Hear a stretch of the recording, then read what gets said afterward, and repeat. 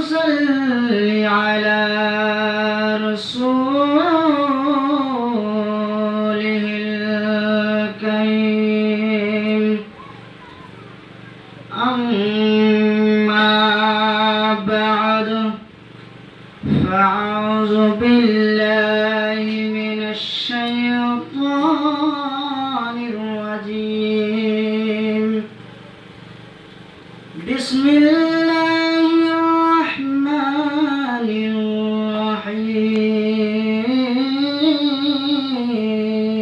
الرحيم إن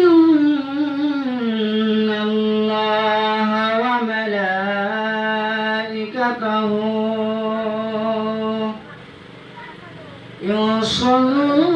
يصلون على النبي يا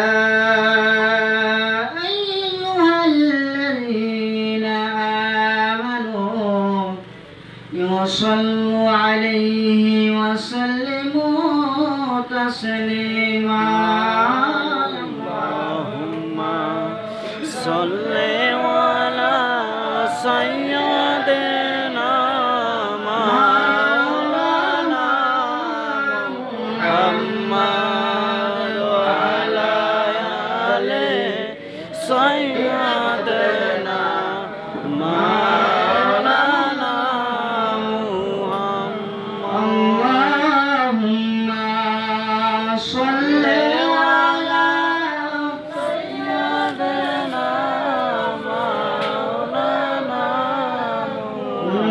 محمد وعلى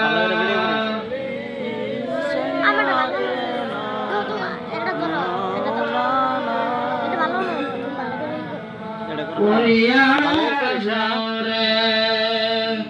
محفل الهوى قل يا زور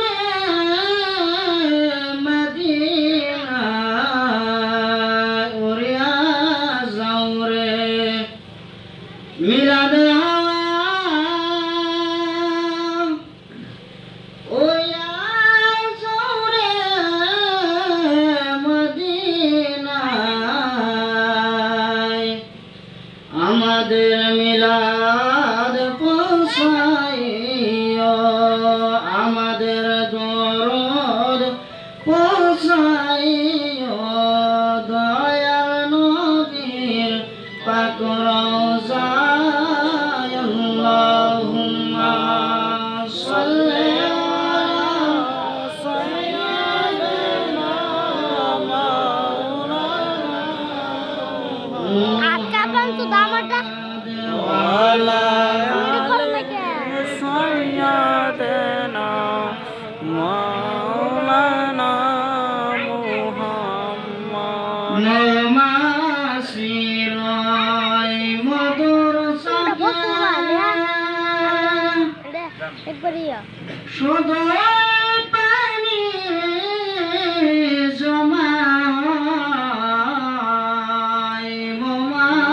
নমাসিরাই মধুর সাগর শুধু পানি জমা মৌমাছিরা পড়লে দূরত পানি তখন মধু হয় আল্লাহুম্মা صل على سيدنا مولانا محمد وعلى عليه سيدنا مولانا محمد দুলদুল গোরা কান্দা বলে আমার কোনো দোষ নাই দুলদুল গোরা কান্দা বলে আমার কোনো দোষ নাই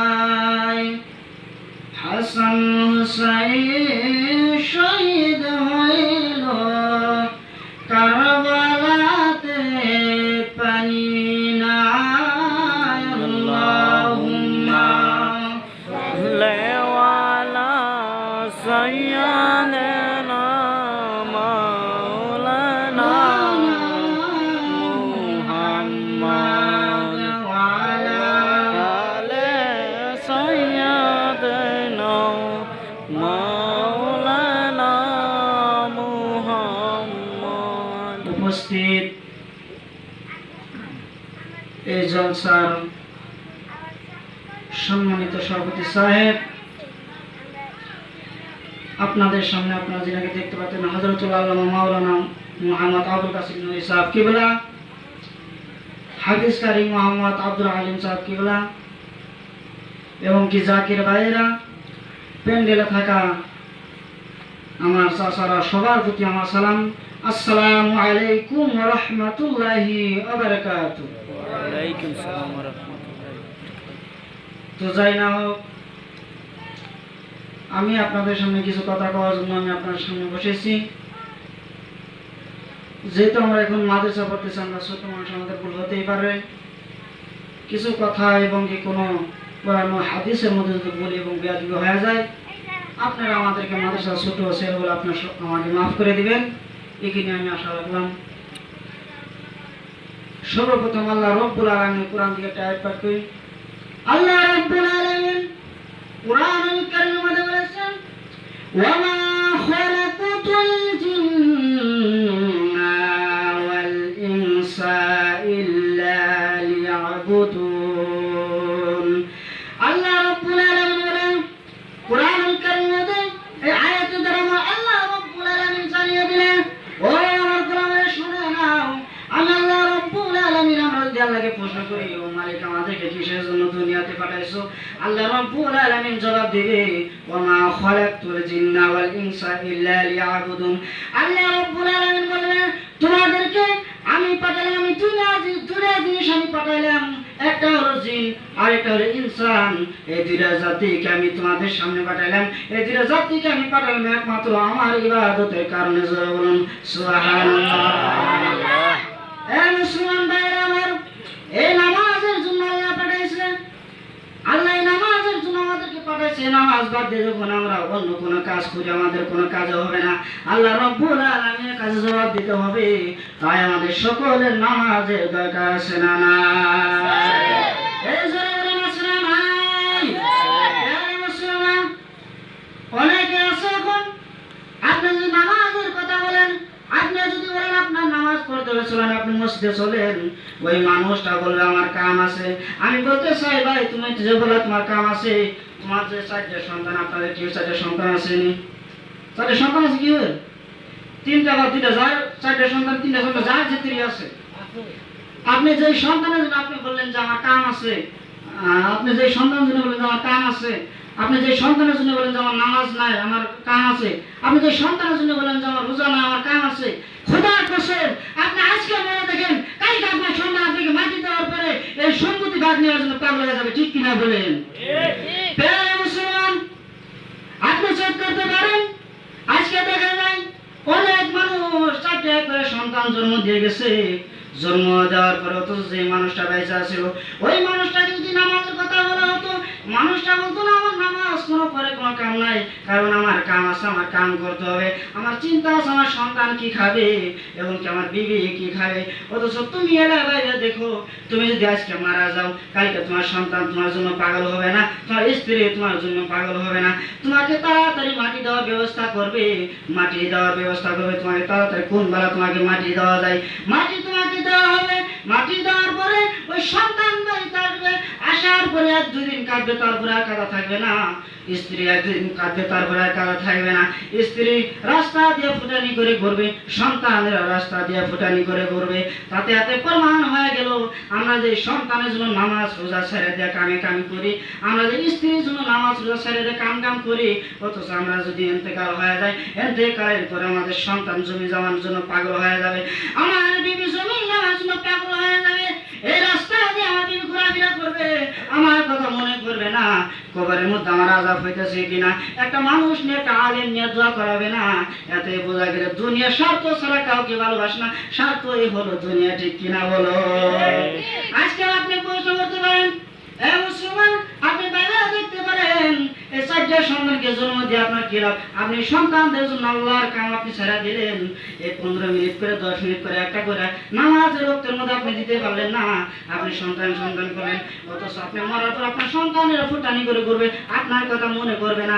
কি দিয়ে তোলা আমি বলে নিয়ে গেলে আপনার সন্তানদেরকে আপনি মহব্বত করবে না, মহব্বত করবেন, আপনার স্ত্রীকে আপনি মহব্বত করবেন, আপনার সন্তানকে আপনি মহব্বত করবেন, আপনার করবেন, কিন্তু কথা হলো নিজের জন্য তো কিছু করতে হবে।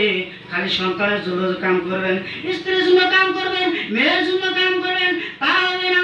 এই মুসলমান ভাইরা, সব কিছু যদি আপনি স্ত্রীর জন্য করেন, আপনি সন্তানের জন্য করেন, আপনি মেয়ের জন্য করলেন, এগুলো কাম হবে না। কারণ আমরা বলি না যে কাম করবেন না, কাম করবেন, কিন্তু নিজের জন্য তো কিছু করতে হবে। সেজন্য নামাজ পড়েন এবং কি রোজা রাখেন, ঠিক কিনা বলেন? এই মুসলমান, এই জমিনের মধ্যে, এই জমিনটা হলো আল্লাহর, এই জমিনটা হলো আল্লাহর, এই জমিনের মধ্যে আল্লাহর নামাজ চলতেছে, আল্লাহ নামাজ চলবে, ঠিক কিনা বলেন? এই জমিনের মধ্যে আল্লাহর যাকাত চলতেছে, যাকাত চলবে। এই জমিনের মধ্যে আল্লাহর হুকুম চলতেছে, চলবে। এই জমিনের মধ্যে মসজিদের মধ্যে আজান হইতেছে, হইতে থাকবে। এই জমিনের মধ্যে আল্লাহর কাম হইতেছে, হইতে থাকবে। এই জমিনের মধ্যে নবীজির মিলাদ কাম চলতেছে, চলতে থাকবে। এই জমিনের মধ্যে নবীজির শান চলতেছে, চলতে থাকবে। কথা বলেন ঠিক কিনা? কোন মুনাফিকের ক্ষমতা নাই মুসলমানরা আজান বন্ধ করে দিবে, ঠিক কিনা বলো? প্রয়োজন হলো জীবন দিব, জীবন দিব, প্রয়োজন হলো তুমি ইমান দেওয়ার আমরা রাজি না। সাহাবায়ে কেরামের জীবনী যদি খুলে দেখেন, সাহাবায়ে কেরামেরা জীবন দিয়েছে। বেঈমানেরা সাহাবায়ে কেরামদেরকে শহীদ করে, সাহাবায়ে কেরামদেরকে তারা খুন করেছে। এই বেঈমানেরা আমার সাহাবায়ে কেরাম, আমার নবীর সাহাবায়ে কেরামদেরকে, আমার নবীর সাহাবায়ে যা আসলো, হযরত আবু বকর সিদ্দিক, হযরত আলী, ওসমান, ওমর, সবাইকে তারা খুন করেছে। শুধুমাত্র এই বেঈমানেরা বলেছে তোমরা ঈমান ছেড়ে দাও, তাতে প্রমাণ হয়ে গেল এই জমিনের মধ্যে যদি আপনি থাকেন, অনেক বেঈমানেরা আপনার ঈমান নেওয়ার জন্য আপনার পিছে পিছে করবে। অনেক বেঈমানের আপনাকে এই হক রাস্তা থেকে ছাড়বার জন্য পিছে পিছে করবে। কোন বেঈমানের কথা আমরা মানবো না, মানবো না, ঠিক কিনা বলো? এই কথা বলেন, ঠিক কিনা? এই মুসলমান, সেজন্য এই মুসলমান ভাইরা, আল্লাহ রাব্বুল আলামিনকে যদি আমরা বলি মালিক, আমরা যদি নামাজ পড়ি আমাদেরকে কি দিবা? আমরা যদি রোজা রাখি আমাদেরকে কি দিবা? আল্লাহ রাব্বুল আলামিন বলেন ফাদখুলি ফি ইবাদি ওয়াদখুলি জান্নাতি। আল্লাহ রাব্বুল আলামিন বলেন তোমরা যদি নামাজ পড়ো, তোমরা নামাজ যদি সঠিকভাবে পড়তে পারো, এর বিনিময়ে আমি আল্লাহ রাব্বুল আলামিন তোমাদেরকে জান্নাত দান করে দিব। সুবহানাল্লাহ। অনেক মানুষ কামনা দেয়, আছে না নাই? কথা বলেন না কেন, আছে না নাই? অনেক মানুষ কাম করে, কাম করে না? কথা বলেন না কেন, করে না নাই? প্রিয় মুসলমান, কাম করার পরে সারাদিন কাম করলেন, করার পরে 200 টাকা বা 250 টাকা বা 300 টাকা যার বাড়িতে কাম করেন সে দেয় না? 300 টাকা, 250 টাকা, 500 টাকা, 600 টাকা, 1000 টাকা দেয়। এলে তার তো উপরে জানা 5000 টাকাই দিল। এই নিয়ে মুসলমান খুশি হয়ে যায়, খুশি হয় না? সারাদিন পরিশ্রম করার পরে এই 200 টাকা, 300 টাকা, 500 টাকা নিয়ে খুশি হয়ে যায়।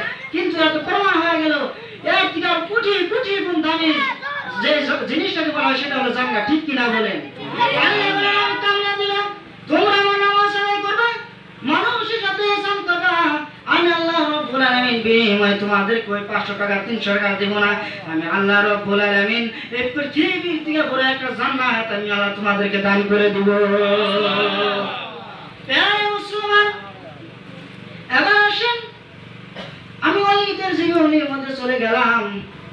আমার দাদা আজিজিয়া দরবার শরীফে আপনারা আসছেন, আমার দাদা আমাকে পড়ায় পড়ায় বলতো এই পেশাব এই আজিজিয়া দরবার শরীফ, আজিজিয়া তুমি আমার দাদা ছিলেন। আমার দাদা আমাকে পড়ায় পড়ায় বলতো নাতিন তুমি মানুষকে এমন কথা কোনো সময় বইল না যে কথাতে মানুষ কষ্ট পায়, কারণ মানুষ যদি কষ্ট পায় ওই কষ্টতে যদি তোমাকে মাফ না করে তুমি জীবনও মাফ পাইবে না। সেজন্য আমি আপনাদেরকে কষ্ট দিতে চাই না। আল্লাহ রাব্বুল আলামিন কুরআনুল কারীমে বলেন আলা ইন্না আউলিয়া আল্লাহি লা খাউফুন আলাইহিম ওয়া লা হুম ইয়াহজানুন। আল্লাহ রাব্বুল আলামিন বলেন তোমরা হুঁশিয়ার হয়ে যাও, সাবধান হয়ে যাও। আমার খাঁটি বান্দা যারা হবে, আমার খাঁটি ওলি যারা হবে, তাদের দুনিয়াতে কোনো ভয় নাই, আখিরাতেও তাদের কোনো ভয় নাই। জোরে বলুন সুবহানাল্লাহ। ও প্রিয় মুসলমান। মুসলমান, আমি বেশি কথা বলবো না। আল্লাহ রাব্বুল আলামিন কোরআন থেকে আমি আয়াত পাঠ করেছি। এরপরে কিছু বেঈমান মুনাফিকরা যদি বিরোধিতা করে কিছু করার নাই, কারণ আল্লাহ রাব্বুল আলামিন কোরআনে আয়াতে বুঝাই দিয়েছে আল্লাহর ওলি যারা হবে তাদের কোনো ভয় নাই। এখন যদি কিছু মানুষ এর পিছনে দৌড়াদৌড়ি লাফালাফি ফালাফালি করে, আমার কিছু করার নাই, কারণ আল্লাহ কোরআনুল কারীমের মধ্যে বলেছেন, তাহলে এত প্রমাণ হয়ে গেল আমরা ওলিদের পিছনে যদি থাকি আমাদের লস হবে না, আমাদের লাভই হবে। জোরে বলুন ঠিক কি না? তো করে পড়েন আল্লাহুম্মা সাল্লি আলা সাইয়্যিদিনা মাওলানা মুহাম্মদ ওয়া আলা আলি মাওলানা মুহাম্মদ। প্যারা মুসলমান, একজন মানুষ ছিল, ওলি ছিলেন, তিনি নাম হলো ইজাজ ওলি। এই ওলি তিনি বয়ান করতেছে আমার মা এবং কি আমার বাবা হজে যাবে। এই হজে যাওয়ার টাইমে হযরতে বেলালের মধ্যে আলা হযরত ফাজলে বেলাল রাদিয়াল্লাহু তাআলা আনহুর কাছে তিনারা হাজির হয়ে গেলেন। তিনারা খিদমতের মধ্যে হাজির হয়ে গেলেন। যাওয়ার পরে বলতেছে, হুজুর হুজুর, আমরা মক্কায় যেতে চাই, হজের জন্য আমরা যেতে চাই, আপনি আমাদের জন্য দোয়া করবেন। এবার আলা হযরত বলেন, ঠিক আছে তোমরা যাও, আমি সব সময় তোমাদের সাথে আছি, তোমরা হওয়ার যাও, সব সময় আমি তোমাদের সাথে আছি, তোমরা কোনো চিন্তা করবা না। এবার ওই মানুষগুলি কি করলেন, আলা হযরতের কাছ থেকে ওই মানুষগুলি বিদায় নিলেন। নেওয়ার পরে তারা মক্কায় গেলেন। মক্কায় যাওয়া তারা পৌঁছিলেন। মক্কায় পৌঁছে যাওয়ার পরে এবার তারা মক্কায় পৌঁছে যাওয়ার পরে তারা মক্কা তওয়াফ করলেন। করার পরে কাবা ঘরে তিনারা নামাজ আদায় করতেছে। এই নামাজ আদায় করতে করতে তারা নামাজ আদায় করতেছে। ওই টাইমে মক্কার বাইরে অনেক ভিড় হয়ে গেছে, অনেক মানুষ হয়ে গেছে, মানুষের জন্য রাস্তা বন্ধ হয়ে গেছে, যাওয়া যায় না। এবার রাস্তা বন্ধ হয়ে গেছে। এবার ওই মহিলারা নামাজ আদায় করলেন। নামাজ আদায় করার পরে ওই মহিলা দেখতেছে, ওই মহিলার স্বামী যে গিয়েছিল, মহিলার স্বামী নাই, মহিলার স্বামী কোথায় যেন হারায় গেছে, মহিলার স্বামী জুদা হয়ে গেছে। ওই মহিলা তাজ্জুবের মধ্যে পড়ে গেল, ওই মহিলা টেনশনের মধ্যে পড়ে গেল।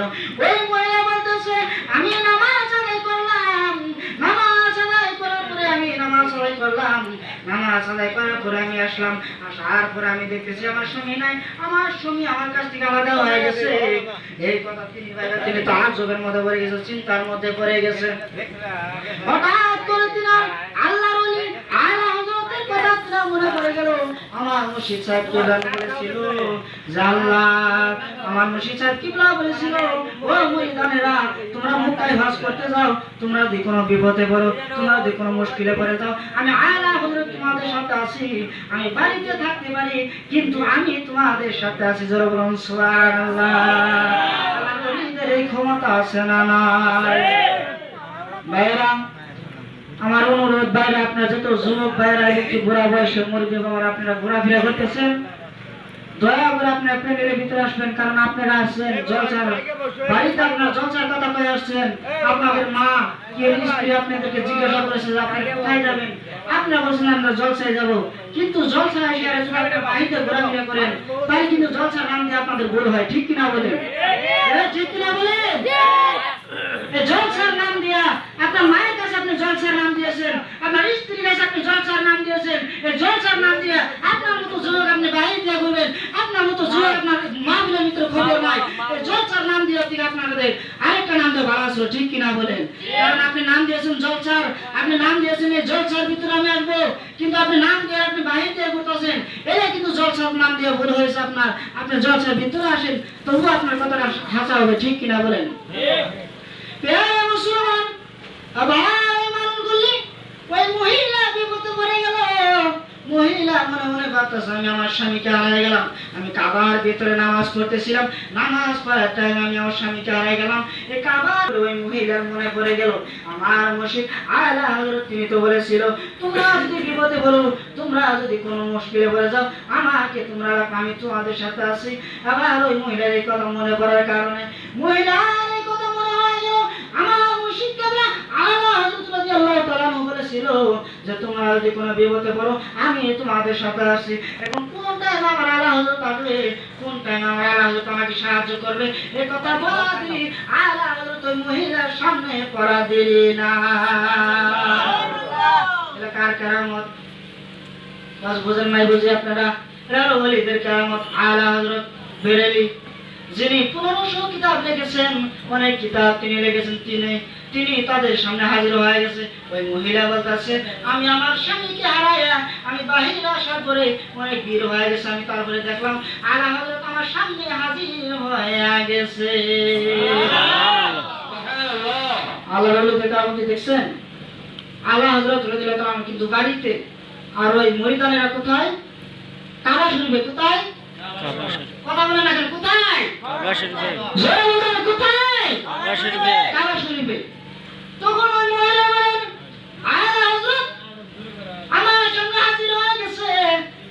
আর আলা হযরত আমাকে বলতেছে তুমি কোনো চিন্তা করো না, আমি তোমাদের সামনে আসলাম। মহিলা বলে আমি আশ্চর্য হয়ে গেলাম, আমার মুর্শিদ কাবলাকে আমি বাড়িতে দেখলাম, দেখার পরে আমি বাড়িতে দেখার পরে আমি কাবায় আসলাম, মুখে আসলাম হজ করার জন্য। আমার মুর্শিদ কাবলা বাড়িতে, আর আমি হইলাম কাবায়। এখন মুর্শিদ কাবলা আমার সামনে, এতে আমি তাজ্জুবের মধ্যে পড়ে গেছি। ও মুসলমান ভাইরা আমার, আবার মহিলা বলতেছে, আবার ওই মহিলা বলতেছে আমার আলা হযরত আমাকে রাস্তা দেখায় আমাকে রাস্তা দিয়ে নিয়ে যাইতেছে। অনেক বীর, যে রাস্তা দিয়ে যাইতে জুলুম হয়, যে রাস্তা দিয়ে পাও ফালাইতে জুলুম হয়, ওই রাস্তা দিয়ে আমাকে আমার মুর্শিদ কেবলা আমাকে নিয়ে যাইতেছে।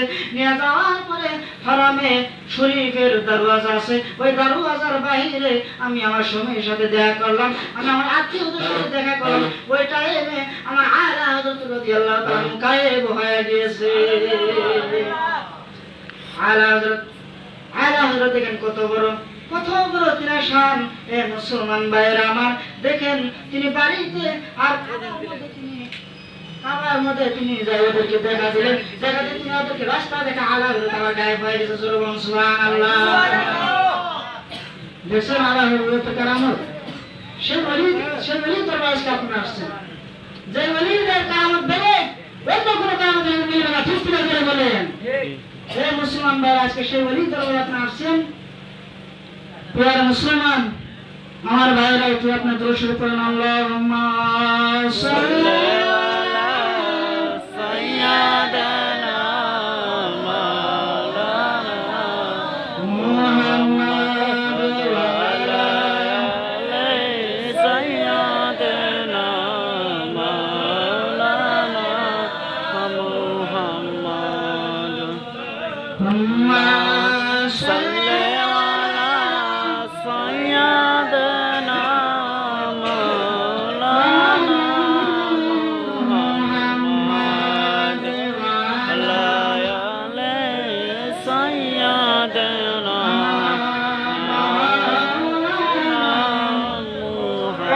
মুহাম্মদ। হে মুসলমান, আমি তো শুনতে পাচ্ছি, আমি আপনাদেরকে শোনাবো। শোনার পরে আমি আপনাদের কাছ থেকে বিদায় নিয়ে যাবো। হে মুসলমান ভাইরা আমার, একটা মায়ের আপনাদের কাহিনী শোনায় দেয়। মায়ের সাথে ভালো ব্যবহার করবেন, বাবার সাথে ভালো ব্যবহার করবেন। আল্লাহ রাব্বুল আলামিন কুরআনুল কারীমের মধ্যে আল্লাহ রাব্বুল আলামিন বলেন ওয়া বিল ওয়ালিদাইনি ইহসানা। আল্লাহু আকবার বলেন। এই মুসলমান ভাইরা, আল্লাহ রাব্বুল আলামিন বলেন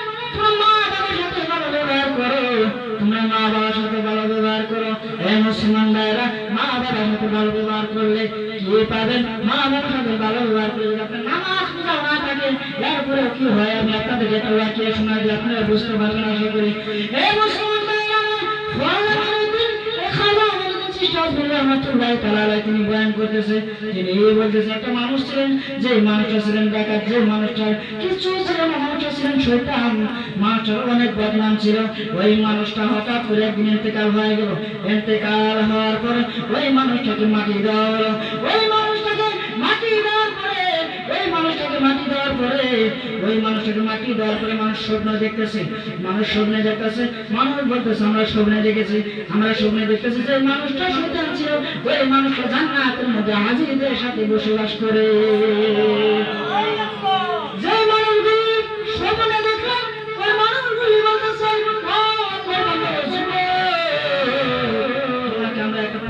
করতে চাই। বলে কি প্রশ্ন? বলো। বলে তুমি শয়তান ছিলে, দুনিয়ার মধ্যে তোমার অনেক বদনাম ছিল, তুমি কোনোদিন নামাজও পড়ো নাই, দুনিয়ার মধ্যে তুমি কোনোদিন যাকাতও দাও নাই, দুনিয়ার মধ্যে তুমি শয়তানি করছো, অনেক তোমার বদনাম ছিল। কিন্তু তুমি কেমনে জান্নাতের মধ্যে গেলা? তুমি কেমনে জান্নাতের মধ্যে যায় তুমি হাজিরদের সাথে জান্নাতের মধ্যে কেমনে বসবাস করো? একটু আমাদেরকে বলে দিলে আমরা খুশি হব। জোরে বলুন সুবহানাল্লাহ।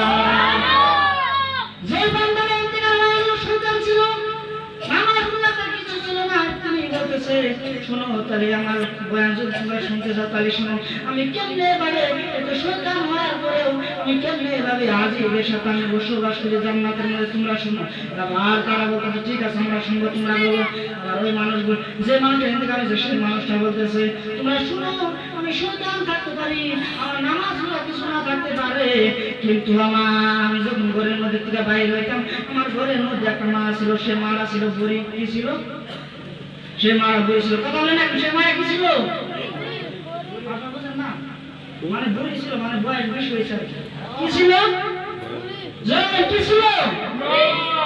বুড়া মা ছিল। ওই সময় বলতেছে এই বুড়ি মার কারণে ওই যুবক বলতেছে যে আমি যখন আমি ঘরের থেকে বাইরে হইতাম, ঘরের থেকে বাইরে হওয়ার সময় আমি আমার মার ঠ্যাঙ্গের উপরে আমার মাথাটা রেখে দিতাম, দিয়ে আমি মাকে বলতাম মা গো তুমি আমার জন্য দোয়া করো, আল্লাহ রাব্বুল আলামিন যাতে আমাকে মাফ করে দেয়। আমার মা আমার জন্য দোয়া করেছিল, আল্লাহ রাব্বুল আলামিন কি বলেছিল? মালিক আমার সন্তানকে তুমি মাফ করে দাও, আমার সন্তানকে তুমি মাফ করে দাও। আমার মা দোয়া করেছিল, আর আমার মা এটাও বলেছিল ও মালিক আমার সন্তানকে তুমি হাজিরদের সাথে রাখো, আমার সন্তানকে তুমি হজ করা যে সব টাকা আদায় হজ করে ওই সবাব আমার সন্তানকে তুমি দান করে দাও। এই মুসলমান, ওই যুবক সমুদ্রের মধ্যে বলতেছে আমার মা আমার জন্য দোয়া করেছিল, আল্লাহর কাছে বলেছিল আল্লাহ আমার সন্তানকে তুমি হজের সওয়াব তুমি দান করে দাও। হয়তো সেই সব কবুল করে নিয়ে আল্লাহ রাব্বুল আলামিন আমাকে জান্নাতের মধ্যে হাজিরদের সাথে বসবাস করানো শিখিয়েছে। বলুন সুবহানাল্লাহ। বলুন আল্লাহুম্মা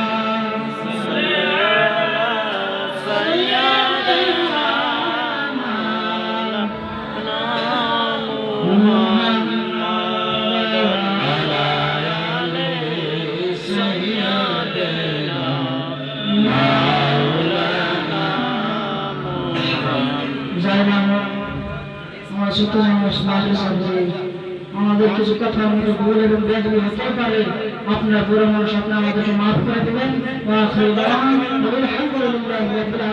আসসালামু আলাইকুম ওয়া রাহমাতুল্লাহি ওয়া বারাকাতুহু।